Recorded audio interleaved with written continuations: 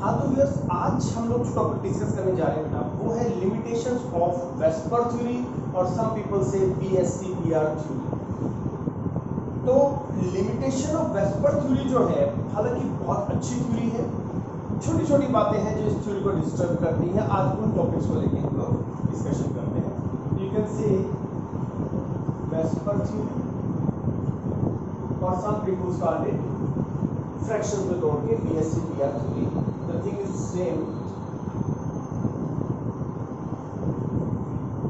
देखिए, इसकी लिमिटेशन को समझने के लिए ना आपको थोड़ा सा डीपली चीजों को समझना है, जो इनिशियल फेज में आपके 11th के सिलेबस में नहीं आती है।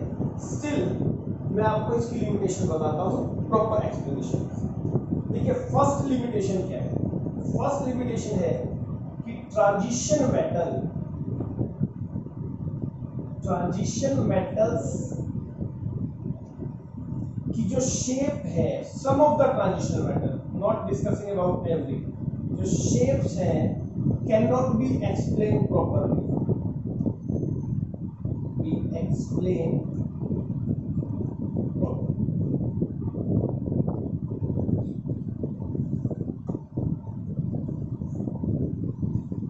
अभी ट्रांजिशन मेटल को हम फंडामेंटल भाषा में या बेसिक उसमें डी ब्लॉक एलिमेंट्स भी कह रहे थे, लेकिन हर एक डी ब्लॉक की बात नहीं है। कुछ डी ब्लॉक एलिमेंट्स ऐसे हैं जिनसे रिलेटेड कंपाउंड की शेप को वेस्पर थ्योरी जस्टिफाई नहीं कर रहा। कैसे नहीं कर रहा समझिए, मैं एक एग्जांपल से आपको समझाऊंगा।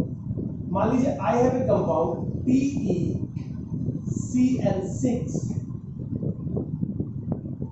2 नेगेटिव,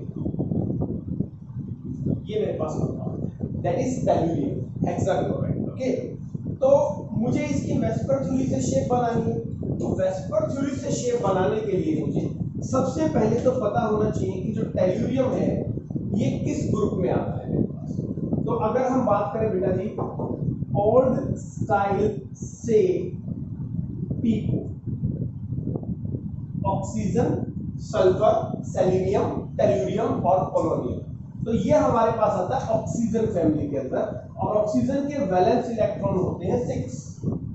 ठीक है, तो जो मेरा वेस्पर थ्योरी का फॉर्मूला है वो मुझे क्या समझाएगा कि भाई टेलुरियम सेंट्रल एटम है, इसके वैलेंस इलेक्ट्रॉन कितने बेटा जी 6, plus chlorine is a monovalent atom और कितने हैं 6, -2 है तो मुझे वो ऐड करना है।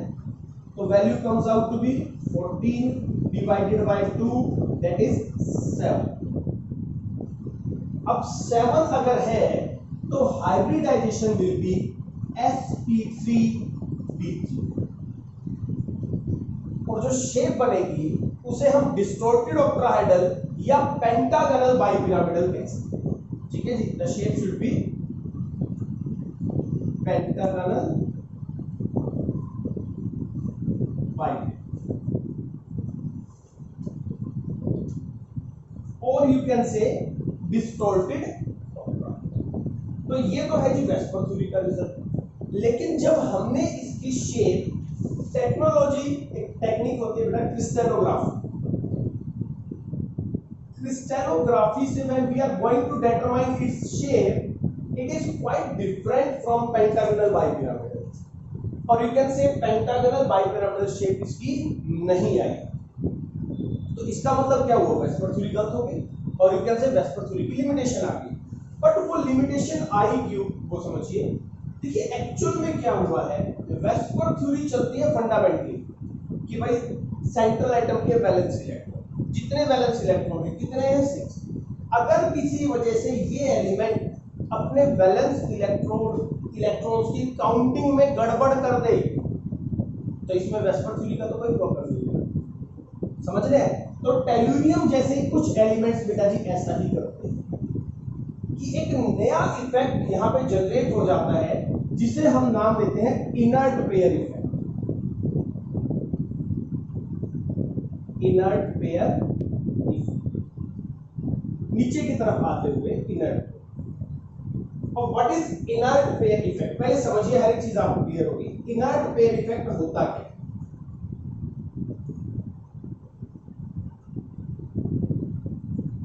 The reluctance of of s orbital to participate in bonding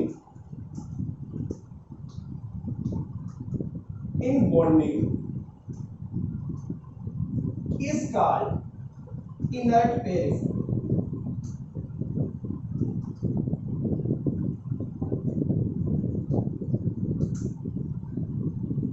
इस कॉल्ड इनर्ट पेयर इफेक्ट। मैं इसको प्रॉपर एक्सप्लेन करता हूं, आपको समझिए।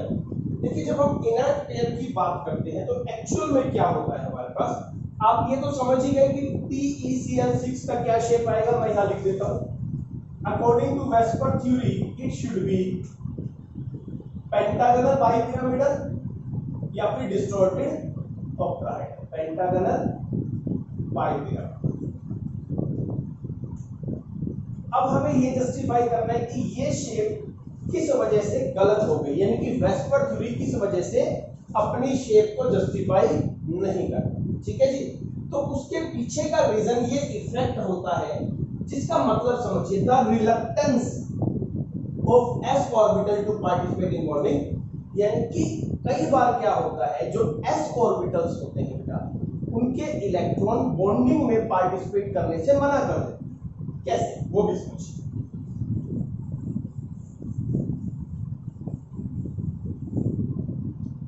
टेल्यूरियम की अगर हम बात करें तो इसका जो एटॉमिक नंबर है हमारे पास, दैट इज 52। ओके, तो एक बार कॉन्फ़िगरेशन की ट्राई कीजिए। शाबाश, लिखिए इसकी कॉन्फ़िगरेशन क्या हो जाएगी।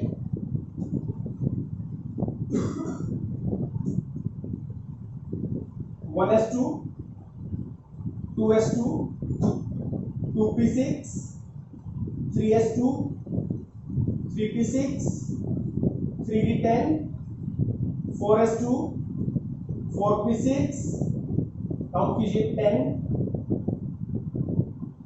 20, 30, 36, उसके बाद 4d10, 5s2 एंड 5p4। एक बार चेक कर लेते हैं, दैट इज 10, 30, 40, 50, 52। चेक कीजिए एक बार, 1s2, 2s2, 2p6, 3s2, 3p6, 4s2, 4p6, 4d10, 5s2 और 5p4। अब ये है जी वैलेंस इलेक्ट्रॉन। ध्यान से देखिए, आउटर मोस्ट शेल में यही है। How many valence electrons are there? 6। तो वेस्पर थ्योरी ने क्या गड़बड़ की, इसने कहा जी 6 है तो 6 के हिसाब से शेप निकाल दो कि भाई 6 के 6 बॉन्डिंग में जा सकते हो। बट प्रॉब्लम क्या आती है बेटा जी, कि अगर मैं आपको शो करूं, ये कुछ ऐसे दिखाई देंगे, ये 5s2 है और ये 5p4, 1 2 3 4। ओके, तो नॉर्मल सिनारियो में क्या होता है कि ये इलेक्ट्रॉन्स आगे जंप कर जाते हैं एक्साइटेशन। जैसे फॉर एग्जांपल अगर मैं सल्फर की बात करता हूं, यहाँ पे ये तो चलिए टेल्यूरियम का किस्सा हो गया हमारे पास। सल्फर में क्या होता है हमारे पास, 1s2, 2s2, 2p6, 3s2, 3p6 और कितना हो जाएगा हमारे पास, सल्फर 16 ना, that is 3p4, 1s2, 2s2, 2p6, 3s2, 3p4। Okay, अब इसके आउटर मोस्ट की अरेंजमेंट कैसे हुई, 3s2, 3p4। अब 3 शेल है ना बेटा, मेन शेल, तो यहां पे 3d की पॉसिबिलिटी होती है इस तरीके से, भले ही वो वैकेंट है मगर होता है। तो सल्फर क्या करता है बेटा, जरूरत पड़ने पर अपने इस इलेक्ट्रॉन को एक्साइट करके यहां ले जाता है। समझिए, पहला केस स्टडी कीजिए, ये normal case. How many unpaired electrons are there? 2। इसका मतलब सल्फर को सिर्फ 2 बॉन्ड बनाने चाहिए, लेकिन हमें पता है सल्फर तो SO3 भी बनाता है, SF6 भी बनाता है, SF4 भी बनाता है, यानी कि 2 भी, 4 भी, 6 भी बना सकता है। अब वो 6 बॉन्ड कैसे बनते हैं? शुरू में तो 2 ही बन सकते हैं। होता क्या बेटा जी, ये इलेक्ट्रॉन एक्साइट करके, और ये इलेक्ट्रॉन कहाँ का है, 3p, ये क्या है 3s और ये क्या है 3d, यहां से जंप करके यहां चला जाए। देखिए how many unpaired electrons are there, 4। तो अगर 4 अनपेड इलेक्ट्रॉन होंगे यानी कि ये 4 बॉन्ड बना सकता है, तो सल्फर SO2 बना लेता है। अगर मैं इसे और एक्साइट कर दूं बेटा जी यहां, इट मींस 6 अनपेड इलेक्ट्रॉन्स हो गए, तो सल्फर SO3 बना सकता है। ठीक है, तो सल्फर कैन फॉर्म 2 बॉन्ड्स, 2 किसमें, H2S। ठीक है जी, sulphur can form 2 bonds for 6, maximum 6 तक जा सकते। ठीक है, ये सारे के सारे अनपेड हो गए। तो बेटा अब एक बात समझिए, oxygen, sulphur, selenium, tellurium, polonium नीचे की तरफ जाते हुए साइज बढ़ता है। ठीक है, और अगर साइज बढ़ता है आपको पता है इलेक्ट्रॉन को निकालना आसान हो जाता है। ठीक है, तो सल्फर 6 बॉन्ड अगर बना सकता है तो नीचे वाले एलिमेंट के लिए तो ये और भी आसान हो जाएगा कि they can also excite their electrons and can form 6 bond. ठीक है, कोई दिक्कत नहीं है, बन सकते हैं। तो सल्फर 6 बॉन्ड बना सकता है, ये आप समझ गए कैसे, with the help of excitation. तो सल्फर से नीचे वाले भी बना सकते हैं, टेल्यूरियम भी बना सकता है, सेलेनियम भी बना सकता है। तो यहां क्या नया ऐसा हुआ कि वेस्पर थ्योरी फेल हो गया, वो समझते। सल्फर जस्टिफाइड है, 6 बॉन्ड बना रहा है। चलिए अब मैं बात करता हूं टेल्यूरियम में क्या होगा।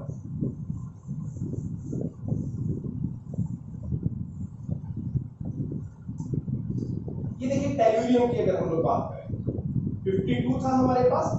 अगर हम अरेंजमेंट को देखें बेटा तो समथिंग लाइक दिस, देखिए समझिएगा, 1s2 2s2, पूरी अरेंजमेंट दिखा दूं मैं, 2p6 3s2 3p6 3d10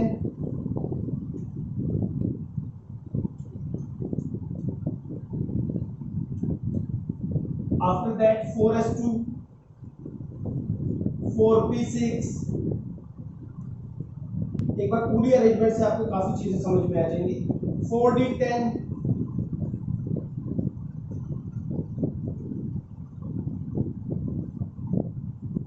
after that 5s2 और इसको हटा देते हैं यहां से 5p6 सॉरी 5p4। तो ये हुआ 5s2, ये हो गया 5p4, ये हो गया 4d10 और ये हो गया आपके पास 4p6। अब इसके बाद क्या आना चाहिए था, इसके बाद 5d आना चाहिए। तो 5d should be something like this, यहां आ जाए 5d। तो अभी 1 मिनट के लिए देखिए, ये पूरे का पूरा अरेंजमेंट, आपको इन पे ध्यान देने की जरूरत नहीं। आउटर मोस्ट में देखिए how many unpaired electrons are there, 2, just like sulphur. Sulphur में भी 2 थे, इसमें भी। अब सल्फर ने 2 बॉन्ड के बाद 4 भी बनाए थे, कैसे, एक्साइटेशन से। तो ये भी क्या कर सकते हैं बेटा जी, इस इलेक्ट्रॉन को एक्साइट करके यहां ले आए ऐसे। इससे नेक्स्ट है ना ये 5d और mp। तो कितने बॉन्ड बनेंगे, 4। और क्या होना चाहिए, ये भी जंप करके यहां आ जाए इस तरीके से। तो 1 2 3 4 5 6 अनपेड हो गए। और नहीं आ सकते क्योंकि सेम शेल में ही एक्साइटेशन होती है, 5 की एक्साइटेशन 5 में ही। ठीक है, तो इसमें भी 6 अनपेड आ सकते हैं। बट प्रॉब्लम क्या है वो समझिए, ये जो d ऑर्बिटल्स है ना बेटा, ये जो d ऑर्बिटल्स आ गए हमारे पास, ये वाले d orbitals, they have very poor shielding effect. They have very poor shielding effect. Shielding effect means repulsion. तो अब देखिए होता क्या है, एक्चुअल में क्या होता है, न्यूक्लियस जो है, मान लीजिए यहां हमारा न्यूक्लियस है जिसमें प्रोटॉन है 52। न्यूक्लियस इलेक्ट्रॉन को खींचता है और बीच के इलेक्ट्रॉन्स उन्हें रिपेल करते हैं। क्लियर है, न्यूक्लियस क्या करेगा, अट्रैक्ट, और ये क्या करेंगे, रिपेल। तो हम एक बार नेचुरल सिचुएशन पे आते हैं कि वो क्या है। ये थी हमारे पास नेचुरल सिचुएशन। तो अभी क्या हुआ, जैसे जैसे हम नीचे की तरफ आ रहे हैं, इलेक्ट्रॉन भी बढ़ रहे हैं और प्रोटॉन भी बढ़ रहे हैं। तो प्रोटॉन क्या कर रहे हैं, अट्रैक्शन, बीच के इलेक्ट्रॉन क्या कर रहे हैं, रिपल्शन। लेकिन हमें क्या उम्मीद थी कि भाई ये एक्साइट होगा यहां और यहां, यस और नो। जैसे सल्फर हुआ था, पर ये एक्साइट ही नहीं हुआ। मैक्सिमम बस ये आया हमारे पास, इससे बड़ा कंपाउंड ही नहीं बन रहा था। तो हमने सोचा कि भाई इसका रीजन क्या है, ये एक्साइट क्यों नहीं हो रहा है। तो हम इसके पास गए, हमने कहा भाई एक्साइट क्यों नहीं हो रहे हो। इसने क्या कहा, बोला यार मैं तो एक्साइट हो जाऊं, न्यूक्लियस जो है उसने मुझे पकड़ के रखा हुआ है, छोड़ ही नहीं रहा, एक्साइट ही नहीं होने दे रहा। हम गए न्यूक्लियस के पास कि भाई इसको एक्साइट क्यों नहीं होने दे रहे हो, 6 बॉन्ड बनाने हैं, अभी तक 4 ही बने, जल्दी से उसको एक्साइट होने दो, रिलैक्स करो उसको, छोड़ो थोड़ा सा। न्यूक्लियस कहता है भाई मैंने कुछ नहीं किया, मैं तो जैसा पहले था वैसा हूं, मेरी कोई गलती नहीं है, तुम आगे पता करो। तो हमें पता चला कि ना तो न्यूक्लियस गलत है बेटा जी, ना ये एस ऑर्बिटल गलत है, बीच में दो चीजें होनी थी, एक अट्रैक्शन और एक रिपल्शन। न्यूक्लियस ने करना था अट्रैक्शन, इलेक्ट्रॉन्स ने करना था रिपल्शन, लेकिन ये जो दो p ऑर्बिटल्स हैं इनका रिपल्शन पुअर हो गया। अब सोचिए, एक अट्रैक्शन है, बीच वालों ने करना है रिपल्शन, ठीक है, अगर बीच वाले रिपल्शन करना कम कर दें तो अट्रैक्शन अपने आप बढ़ जाएगा ना। थोड़ा सा सोच के देखिए, अगर बीच वालों का रिपल्शन पुअर हो जाए, अट्रैक्शन उतना ही है, तो बाहर वाले पे थोड़ा अट्रैक्शन ज्यादा लगेगा। यही हुआ, d ऑर्बिटल के पुअर रिपल्शन की वजह से this s orbital becomes tightly bound to the nucleus. That's why the electron of this orbital are not participate in bonding, or you can say they do not undergo excitation. इन्होंने excitation से मना कर दिया। तो अब इसी को समझिए, द रिलक्टेंस, अनिच्छा जाहिर करना of s orbital to participate in bonding. क्यों नहीं एक्साइट हुए, क्योंकि न्यूक्लियस से टाइटली बाउंड हो गए। क्यों बाउंड हो गए, क्योंकि बीच वाले d ऑर्बिटल ने अपना काम जो कि रिपल्शन था अच्छे से नहीं किया। तो फिर ये जो इलेक्ट्रॉन है ये चाहकर भी बॉन्डिंग में पार्टिसिपेट नहीं कर पाते हैं। तो मैक्सिमम कितने हुए, 4 अनपेयर्ड। लेकिन बेचारी वेस्पर थ्योरी को क्या लगता था कि भाई 6 होंगे, तो उसने 6 के हिसाब से रूल बना दिया, लेकिन इनके इंटरनल मैटर की वजह से सिर्फ 4 ही वैलेंस इलेक्ट्रॉन पाए गए, यानी कि जो बॉन्डिंग में पार्टिसिपेट करते हैं। तो 4 पाए जाने की वजह से TeCl6 2 नेगेटिव, समझिएगा हम कितने वैलेंस इलेक्ट्रॉन लेके चल रहे थे, 6, लेकिन पाए गए कितने, 4। 2 पार्टिसिपेट नहीं किए, क्यों नहीं किए, due to inert pair effect. ठीक है, the word is inert pair effect. तो वैलेंस इलेक्ट्रॉन 6 की बजाय 4 कंसीडर होंगे बेटा, those which can participate in bonding, ये तो कर ही नहीं पा रहे। Plus 6 plus 2 comes out to be 12 divided by 2 6, जबकि इस केस में हमारे पास आंसर आ रहा था अकॉर्डिंग टू वेस्पर थ्योरी 14, अब हमारा आंसर आ रहा है according to VSEPR theory 12 divided by 2 7 6। सोचिए, तो अगर 7 आंसर आएगा तो यही शेप बनेगी, लेकिन अगर 6 आंसर आ गया तो if the value of formula comes out to be 6, याद कीजिए हाइब्रिडाइजेशन हो जाएगी sp3d2 और शेप बनेगी ऑक्टाहेड्रल। ये प्रॉब्लम थी बेटा जी, जिसकी वजह से वेस्पर थ्योरी ट्रांजिशन मेटल के केस में कुछ कंपाउंड की शेप को जस्टिफाई नहीं कर पा रहा। बेसिक वजह वेस्पर थ्योरी में प्रॉब्लम नहीं थी, बेसिक वजह ये थी कि when we move top to bottom, नीचे आते हुए due to poor repulsion of d block, all the valence electrons are not going to participate in bonding, so that's why we need not to be consider these two। जबकि VSEPR theory क्या कहती है, भाई जो भी है गिन लो, लेकिन एक्चुअल में 2 पार्टिसिपेट ही नहीं करेंगे, तुमने तो छोड़ना पड़ेगा ना, तो गिनने में कितने आएंगे हमारे पास, सिर्फ 4। वेस्पर थ्योरी बेचारी 6 के हिसाब से कैलकुलेशन कर रही है, एक्चुअल में पार्टिसिपेट 4 कर रहे हैं। तो अगर कोई वेस्पर थ्योरी को बता दे कि भाई यहां से आते हुए एक नया इफेक्ट लगेगा, उसको ध्यान में रखना, तो फिर वेस्पर थ्योरी का भी आंसर यही आएगा। यू कैन से लिमिटेशन और यू कैन से एडिशनल फैक्टर। क्लियर है, आई बात समझ में? चलिए नोट कर लीजिए बेटा।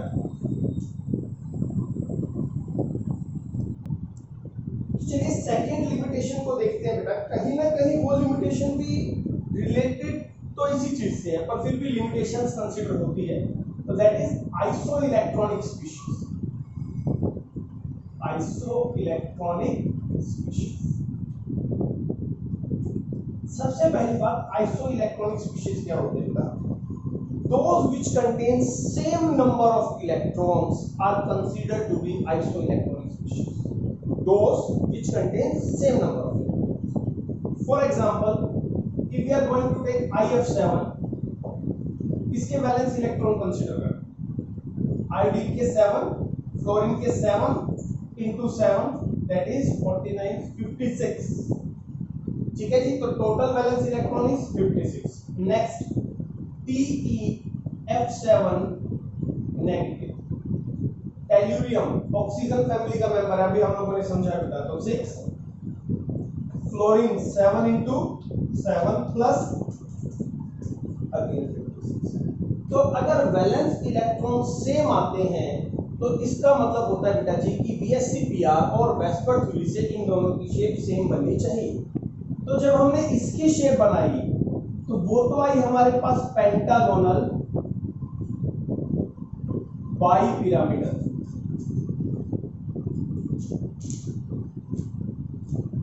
बट इसकी जो शेप थी वो पेंटागोनल बाइपिरामिडल नहीं है, जबकि दोनों के दोनों में वैलेंस इलेक्ट्रॉन कितने हैं, सेम.